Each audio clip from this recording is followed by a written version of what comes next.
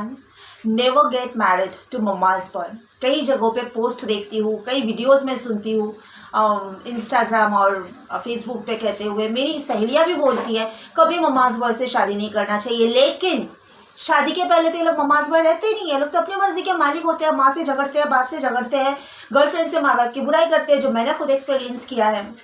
शादी से पहले वही सारी बातें बता रही हूँ। माँ बाप से घर पे लड़ेंगे और ऐसे दिखाएंगे कि माँ बाप गलत कर रहे हैं मेरे साथ में, यही सब तो होता है। लेकिन शादी के तुरंत बाद ये लोग मम्माज बॉय बन जाते हैं और मम्माज बॉय वाला कीड़ा इनको शादी के बाद ही काटता है।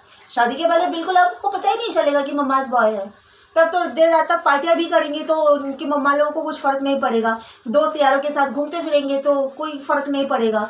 घर में बिना इन्फॉर्म किए ही घर ले जाएंगे तो किसी को कुछ फर्क नहीं पड़ेगा। लेकिन शादी के बाद जब बीवी के साथ घूमने जाएंगे और ज़्यादा लेट नहीं, 10:30 बजे भी घर आएंगे ना, तो इनके मामा का ना तांडव स्टार्ट हो जाता है। जो मैंने देखा है मेरी ससुराल में, वही टाइम पे दोस्तों के साथ जब घूम के आता था तब कुछ फर्क नहीं पड़ता था। लेकिन जब मेरे साथ घूम के आया 10:30 बजे, तो इसकी माँ का जो नौटंकी स्टार्ट हो गई थी ना, वो देखने लायक था। इतना झगड़ा माँ बेटे में मैंने चुप कराया उस दिन।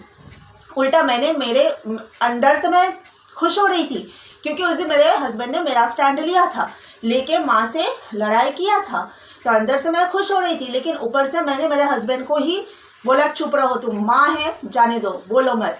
लेकिन जिस दिन मेरे साथ झगड़ा कर रहा था, मतलब मेरे ससुराल वाले, मेरा पति, सब लोग मुझे जलील कर रहे हैं, कोई मेरा साइड लेने वाला नहीं।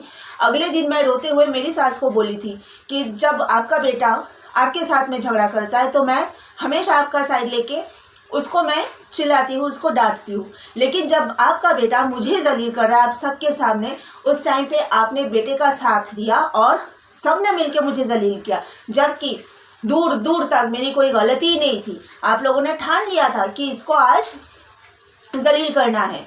तो क्या बोली मालूम है जवाब में? वो बुढ़िया औरत बोलती है कि इसके लिए तो मैं उसे तुम्हारे रूम से उठा के लेके आई और हमारे साथ सुलाई। उस रात को वो तीनों एक ही बेडरूम में सोए थे ना, माँ बाप और बेटा, और मैं अकेली थी रूम में। तो ये जवाब था उस औरत का।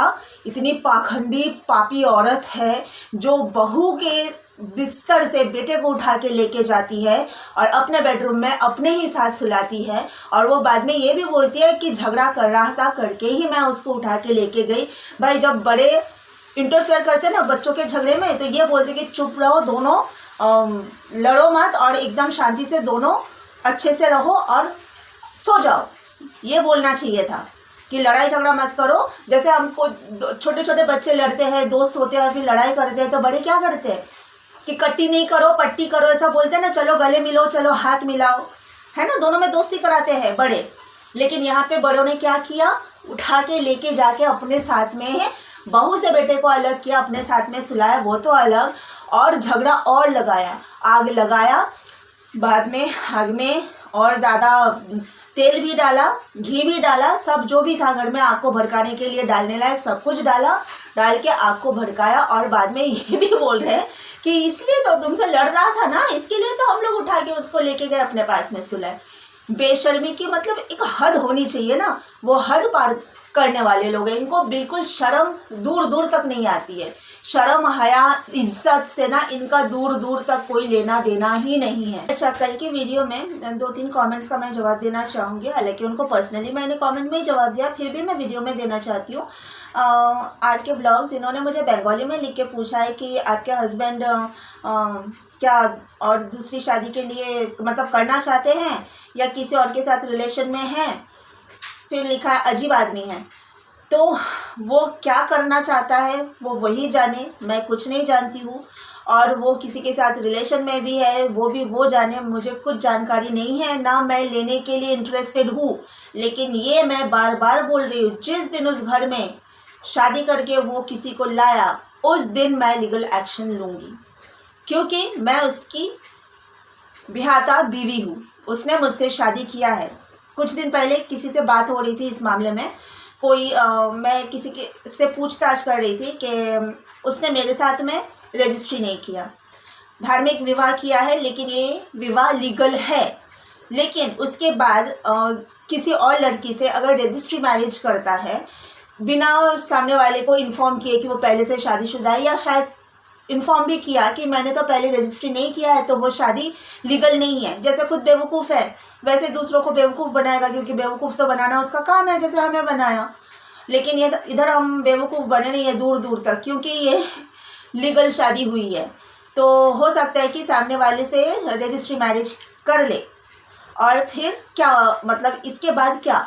तो मुझे किसी ने, जिससे मैं पूछ रही थी, उसने बोला कि आपके साथ जो विवाह उसका हुआ है वो लीगल है, ठीक है। अब अगर किसी और के साथ बिना जानकारी दिए, बिना इन्फॉर्म किए वो रजिस्ट्री मैरिज अगर कर लेता है, तो यहाँ वो फंसता है दो चीज़ों के लिए। धारा तो कई धारा उस पर लगने वाला है अगर आप लीगल एक्शन लोगे तो। और ये सिर्फ लड़कियों को बेवकूफ़ नहीं बनाता, ये जो कानूनी व्यवस्था है, लीगल जो सिस्टम है, उसको भी बेवकूफ़ बना रहा है। यानी आपने पहली शादी की है, जो धार्मिक शादी है वो ऑलरेडी लीगल है, यहाँ आपने फिर दूसरी लड़की से शादी की है, लेकिन रजिस्ट्री करो या जो भी करो फिर आपने की है, यहाँ पूरा जो सिस्टम है उसको बेवकूफ़ बना रहे हो। तो यहाँ अब सिस्टम को बेवकूफ़ बनाने के लिए भी फंसोगे और बहुत बुरी तरह सज़ा हो जाएगी उसको।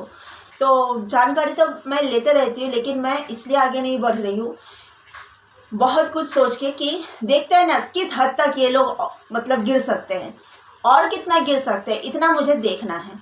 और अगर मैं लीगल एक्शन लेती हूँ तो उसमें तो मेरा भी टाइम मुझे भी देना पड़ेगा ना। तो फ़िलहाल मैं उस चीज़ के लिए तैयार नहीं हूँ, लेकिन अगर इन लोग और गिरे और हद पार किया तो फिर मुझे करना पड़ेगा। एक हद तक मैं बख्श सकती हूँ, लेकिन ज़्यादा गिर गए ना वो लोग, गिर तो ऑलरेडी गए हैं, ऐसे गिरे हैं कि कभी नज़र में ना उठ नहीं सकते हैं। लेकिन मैं देखना चाहती हूँ कि और कितना गिर सकते हैं। गिरे हुए लोग तो गिरते जाते हैं ना, तो किस हद तक वो लोग और गिरते हैं वो मैं देखना चाहती हूँ, फिर कुछ सोचूंगी। आज की वीडियो का कंटिन्यूइंग पार्ट मैं कल लेकर आऊँगी, जिसमें और कमेंट का जवाब देना है।